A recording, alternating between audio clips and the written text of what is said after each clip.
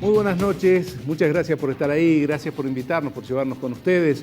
Bueno, tal cual ya se dijo, ¿no? Lo veníamos anunciando, está con nosotros y va a ser una interesante y larga charla que no teníamos aquí en el estudio de televisión desde hace por lo menos 2 años, con el gobernador de la provincia, Alberto Bretenec. Muchas gracias por venir, Alberto. No, gracias Muy amable. por recibirnos y, bueno, y poder compartir con ustedes, con Canal 6, con de A a la Z y con todo Bariloche, bueno, reflexiones, Sí. ideas, explicaciones, bueno, todo lo que salga. En tiempos especiales que estamos Sí. viviendo, ¿no?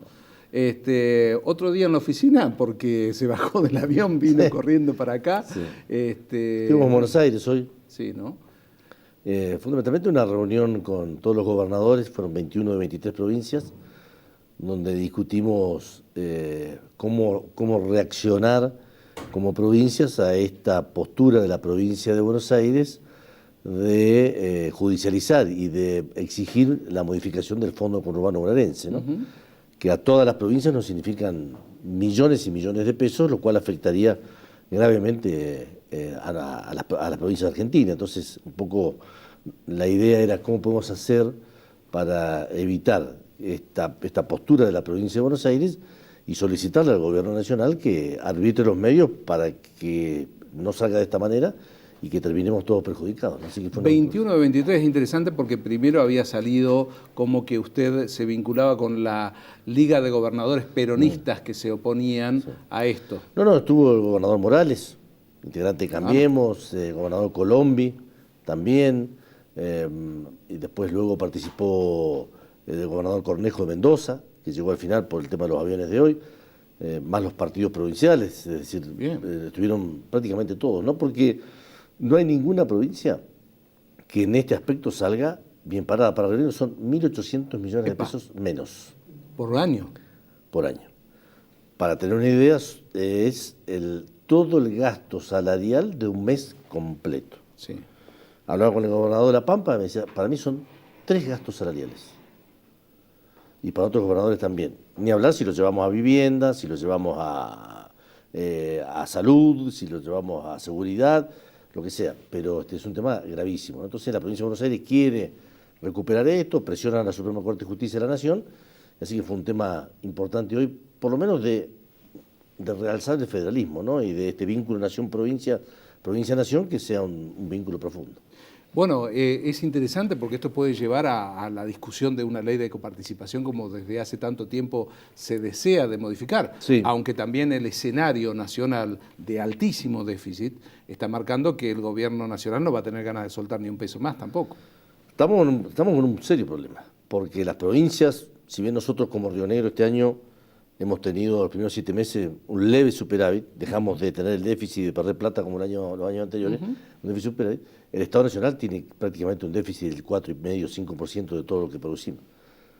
Ahora, todos coincidimos también de que la Argentina es cara, Sí. y que de alguna manera hay que rediscutir todo lo que es el sistema impositivo argentino. Lo que pasa a Bariloche con Chile es una muestra de esto. ¿Por qué? Porque son más baratos ellos y nosotros somos más caros. ¿Por qué la gente prefiere ir a comprar a 100 y pico kilómetros y no compra acá? Bueno, porque somos caros. ¿Por qué no tenemos todos los turistas extranjeros que deberíamos tener en Bariloche? Porque somos caros. ¿Por qué no podemos vender la fruta, la pera y la manzana como podríamos venderla? Porque somos caros. Y así pasa con todo. Entonces, todos coincidimos que hay que hacer una discusión de todos los impuestos, de ingresos brutos, del IVA, de todo lo que distorsiona hoy. Ahora, el problema es quién paga eso. Si uno deja de recaudar impuestos por acá para beneficiar la actividad económica, ¿De dónde entra? ¿De dónde entra? Bueno, esta es la discusión que se viene después de las elecciones. Lo que usted dice es muy interesante. Hoy lo veíamos con un análisis que se hizo, un producto, una prenda de vestir en la República Argentina, entre el precio de fábrica, de fabricante, de la persona que hace el pantalón, a lo que se vende se multiplica por 7. Y en el medio hay 40% de gastos y hay 41% de impuestos. Queda un margen de rentabilidad muy chico que hay que ver si después en la dinámica no se lo lleva a ganancia o alguna otra cosa de esto. Entonces, o las cuestiones, por ejemplo, municipio, las TIC, Sí. ¿no? Estas cuestiones que sumadas nos hacen hoy el país número 1 del mundo el país número 1 del mundo en carga impositiva. Bueno, que nos pasa, por ejemplo, con las economías regionales. Claro. Cuando uno compara los aportes y contribuciones que tiene que pagar un empleador, es el 30 o el 40% más que los países vecinos. Entonces, todos queremos que haya más trabajo, todos queremos que los jóvenes tengan un empleo, pero si no se dan condiciones para que los empleadores, para que quienes generan empleo puedan abaratar ese costo, es imposible generar más trabajo, ¿no? Bueno, esta es una discusión muy apasionante que viene, y lo que estamos diciendo es, no toquemos únicamente el fondo conurbano. Si vamos a discutir de impuestos, discutamos fondo conurbano, discutamos impuestos a las ganancias, Correcto. discutamos impuestos al cheque, que es un tema que también Correcto. para toda la actividad económica genera un sobrecosto importante. Discutamos ingresos brutos, vemos qué se pierde, qué se gana, y a partir de ahí hagamos un suma y resta y vemos cómo se va a financiar este déficit que se va a producir en todos lados. Para nosotros, como Río Negro, ingresos brutos es prácticamente el 85% de los tributos provinciales. Se imagina que tocar ese impuesto para nosotros es agravar el déficit y las condiciones del Estado. Con lo cual, no es que nosotros vamos a decir que sí fácilmente. Estamos dispuestos a la discusión, todos los gobernadores, pero con un mecanismo de compensación donde no solamente perdamos las provincias y la nación no pierde nunca, ¿no? A propósito del déficit, ¿de cuánto es? Porque usted este año abrió las sesiones legislativas, planteó un escenario muy crudo, habló de 3.500 millones de déficit el año anterior. Estuvimos viendo este año también que ustedes querían emitir deuda, están con la intención de salir al mercado internacional para emitir deuda en dólares también. Bueno, ¿cuál es la realidad? El año pasado nosotros tuvimos un déficit, una pérdida de 3.200 millones de pesos, dado por dos motivos. Por un incremento de gastos, del 40% de inflación que hubo, ¿no? La inflación que hay en los hogares de todos los barilochenses y la inflación del Estado provincial. El aumento de los combustibles para los patrulleros, para las ambulancias, para todo. Cuando hablamos de aumento de dólar, que pasó de 9 pesos, de 9, 10 pesos a 14, 15, todos nuestros medicamentos que compramos en los hospitales, las prótesis, los oncológicos, son todos en dólares. Cuando hablamos de educación, de la alimentación de miles de chicos o de los transportes escolares de los chicos, todo eso se incrementó. El incremento del gasto el año pasado fue casi el 37% en la provincia. El incremento de los recursos fue del 22%. Estamos hablando de 2016. Sí, 2016. Todo eso generó un déficit de 3.200 millones de pesos. ¿Qué hicimos? Emitimos letras de tesorería que tienen un vencimiento de un año para poder pagar ese funcionamiento. Porque si no emitíamos esta deuda, obviamente que hubiésemos quebrado como Estado, la provincia hubiese estado convulsionada y quebrada socialmente. Esa deuda que se tomó el año pasado tiene un vencimiento de un año. Entonces, ¿qué hicimos? Emitimos un bono para que esta deuda que se vencía este año se venza dentro de 3 años. No es deuda nueva, es la deuda del año pasado. El déficit, de este año no hay déficit en los primeros 7 meses.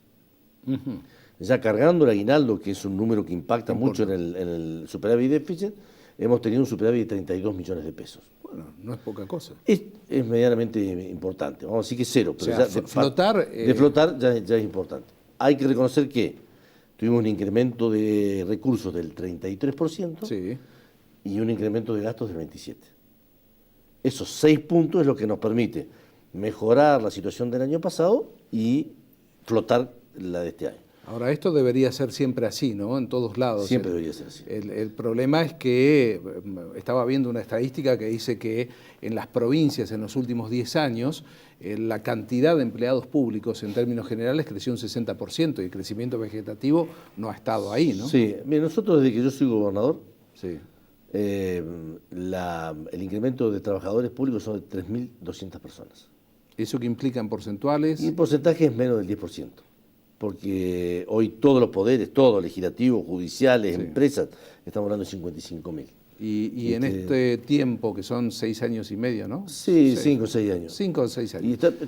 Sí. El crecimiento vegetativo de la provincia, ¿cómo ha estado?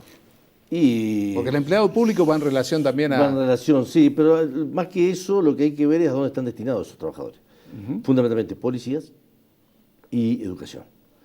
Nosotros en policía no hemos dejado de incorporar nuevos agentes en los 6 años y hemos incorporado a razón de 800 policías por año, 600, 800.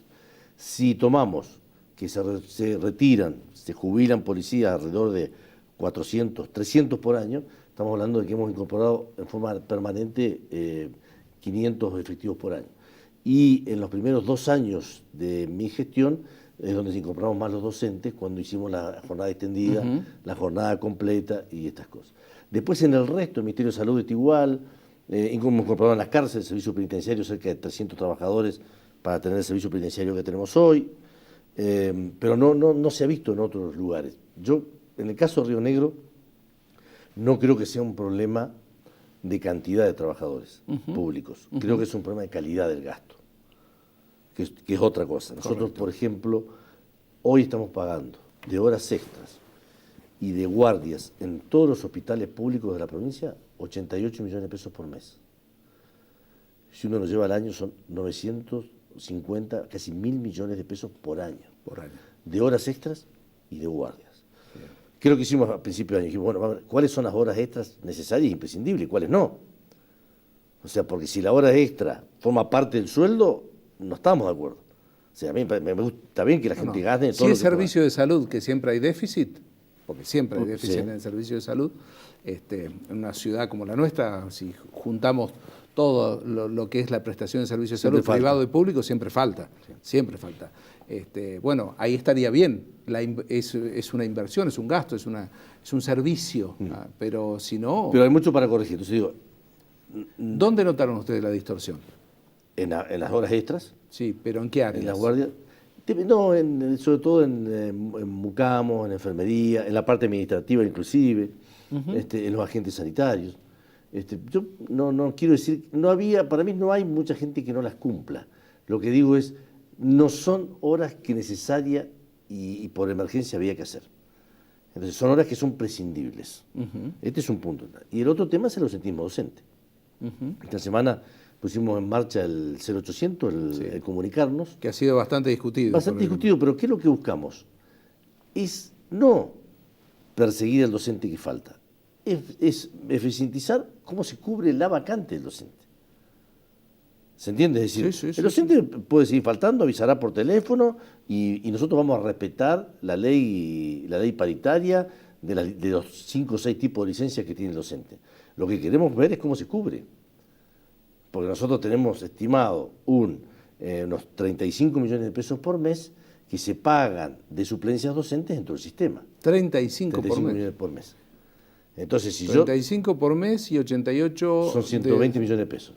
Por 12 meses son 1.500 millones, casi un mes de sueldo. Y esto no quiere decir que desaparezcan, quiere decir hacerlo más eficiente. Claro, y no necesita no significa ni dar menos clases, ni cerrar escuelas, ni significa tampoco achicar el servicio de salud. Es decir, eficientizar el gasto. Por eso digo, nosotros no vamos a mejorar la situación fiscal de la provincia ni echando empleados, porque no es mi forma de ser, ni lo vamos a hacer nunca, ni tampoco bajando la calidad de los servicios que da el Estado, ya sea en educación, en salud o en seguridad, más allá de la opinión que tenga la gente de lo que estamos haciendo, ¿no? Más allá de eso.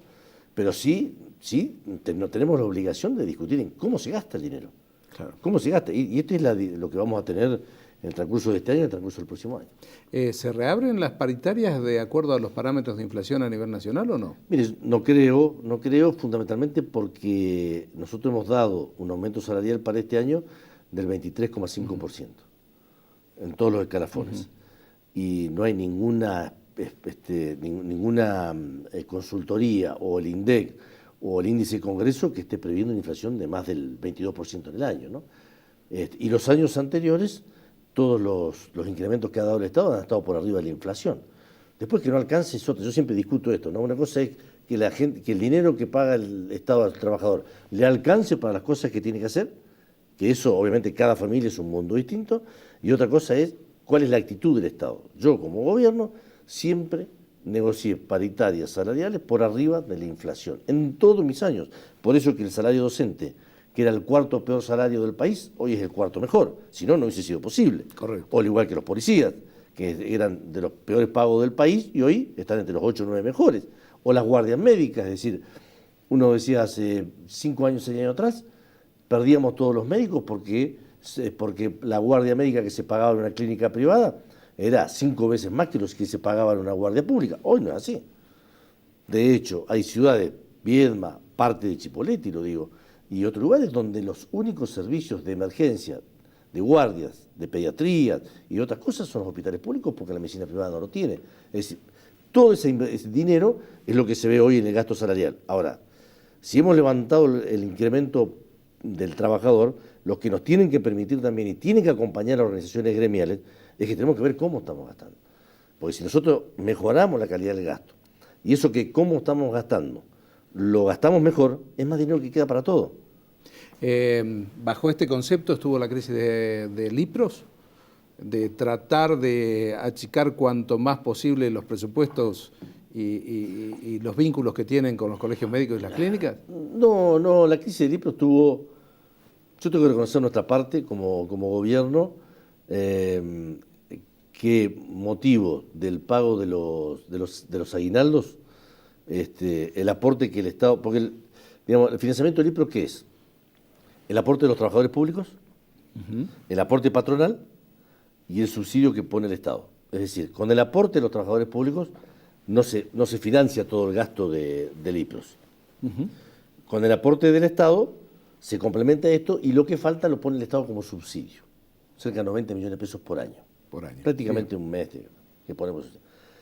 El aporte de los trabajadores, como es plata de los trabajadores, se transfiere automáticamente. No se transfirió durante el mes de junio, por el pago de los aguinaldos, el aporte del Estado. Al no haber depositado el aporte del Estado, el Lipros no pudo cumplir con su programa de pagos. Y ahí sobrevino la crisis con los prestadores médicos. Yo que lo vuelvo a decir, y creo que el caso de Bariloche fue exagerado, de las clínicas, y más exagerado aún a una semana de las elecciones, porque más allá de que el Lipros haya estado en falta en ese momento, y que yo reconozco que estábamos en falta, el Lipros es una obra social que todos los meses del año vuelca más de 100 millones de pesos a todo el sistema de salud privado de la provincia. Y me pareció exagerado e injusto que en una semana de las elecciones las clínicas de Bariloche hayan hecho lo que hicieron, ¿no es cierto? Más allá de que el reclamo haya sido justo. Ahora estamos en un sistema nuevo de control de las sobreprestaciones o de las nuevas facturaciones, y nos falta mucha tecnología, ¿no? El Lipros no es más rápido, más eficiente hacia los empleados. No podemos controlar hoy de la manera que quisiéramos los que nos facturan, precisamente porque nos falta informatización y tecnología, ¿no? Que es lo que es la etapa también que viene en los próximos meses.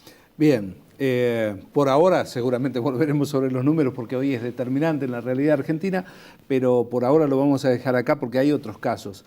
Nos vamos a ir a la pausa, pero en Buenos Aires tuvo una reunión importante con el gobierno que tiene que ver con el caso Maldonado. ¿Lo hablamos a la vuelta? Bueno, ¿cómo no? El caso de Santiago Maldonado.